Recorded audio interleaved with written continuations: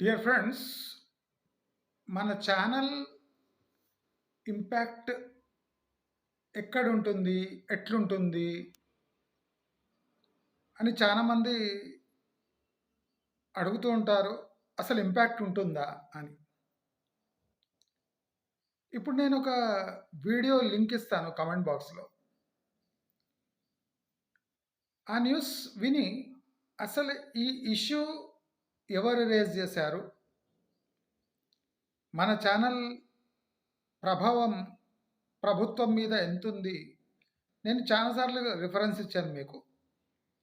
ఇప్పుడు ఈ న్యూస్ చూడండి. ఓఆర్ఆర్ చుట్టూ టీఎస్ఆర్టీసీ సేవలు.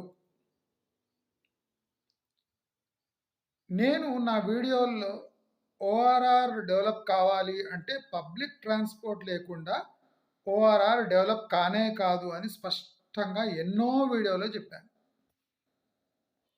ఎందుకంటే పబ్లిక్ ట్రాన్స్పోర్ట్ లేకుండా అక్కడ ఎవరు పోరు, అక్కడ డెవలప్మెంట్ కాదు.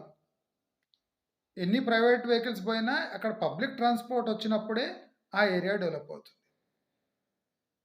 ఇప్పుడు తెలంగాణ గవర్నమెంట్ ఇప్పుడు ఎందుకు మేల్కొంది అంటే, వాళ్ళు చేసిన ఏ గిమిక్కు రియల్ ఎస్టేట్ని అంటే ఊతనిస్తలేదు, అంటే దాన్ని ప్రోత్సహిస్తలేదు. ఏది ఏ ట్రిక్ పనికొస్తలేదు. ఫైనలీ ఈ ట్రిక్కే కరెక్ట్ ట్రిక్. మనం మన ఛానల్లో సూచించినట్టు unless public transport system runs on ORR మీ రియల్ ఎస్టేట్ డెవలప్ కాదు. ఈ సూక్ష్మాన్ని ఇప్పుడైనా ప్రభుత్వం గ్రహించింది, గమనించింది. ఈ ఇష్యూ మనం నా వీడియో స్టార్ట్ అయినప్పటి నుంచి నేను లేపుతూనే ఉన్నా. ఓఆర్ఆర్ ఇంపాక్ట్ కావాలి, ఇంపాక్ట్ చూపియాలి. అట్లీస్ట్ సర్వీస్ రోడ్స్ పై అయినా ఈ టీఎస్ఆర్టీసీ సేవలు పబ్లిక్ ట్రాన్స్పోర్ట్ మొదలైతే కానీ ఓఆర్ఆర్ అనే ప్రాంతానికి డిమాండ్ రాదు, రాబోదు అని ఎన్నోసారి స్పష్టంగా నా వీడియోలో చెప్పాను. అది బహుశా ఇప్పుడు ఇంప్లిమెంట్ కావడానికి సిద్ధంగా ఉంది.